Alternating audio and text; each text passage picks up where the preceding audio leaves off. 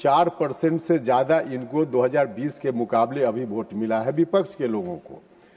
100 के लगभग सीट ऐसी हैं जहां इनको 2020 के मुकाबले में 2025 के विधानसभा में प्रतिशत में इनको वोट ज्यादा मिला है। अगर वोट चोरी की बात होती तो कैसे इनको वोट ज्यादा मिलता। महोदय, हम उसके कुछ विशेष आंकड़ों में हम जाएं तो पारू विधानसभा क्षेत्र वहां है। पारू विधानसभा क्षेत्र में 2020 में इनके उम्मीदवार को मात्र 13,861 वोट मिला था और इस बार 2025 में 95,272 वोट मिला है। कहां से वोट चोरी हो गई। नालंदा विधानसभा क्षेत्र में इनके उम्मीदवार को पिछली बार मात्र 17,293 वोट मिला था, इस बार 72,424 वोट मिला है। कौन सा वोट चोरी हो गया। महोदय, वाल्मीकि नगर में 53,321 वोट मात्र मिला था, इस बार 1,07,730 वोट इनको मिला है।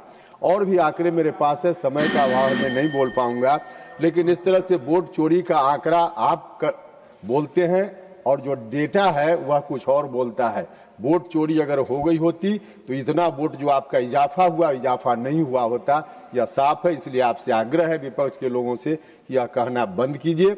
एक बात अंत में मैं कहकर अपनी बात समाप्त करूंगा। महोदय, आज जो भौतिकवाद का दुष्प्रभाव है, किसी पार्टी विशेष की बात नहीं है, पूरे सिस्टम पर, पूरे देश पर, आदमी के जीवन के हर क्षेत्र पर इसका जो दुष्प्रभाव है उसका नतीजा धीरे धीरे इस ओर बढ़ रहा है कि कल अगर ठीक से कंट्रोल नहीं किया जाए इलेक्शन कमीशन की ओर से, अंतिम बात मैं कह रहा हूं महोदय, इलेक्शन कमीशन की ओर से कंट्रोल नहीं किया जाए तो जो साधारण कार्यकर्ता है किसी भी पार्टी का, वह चुनाव नहीं लड़ पाएगा।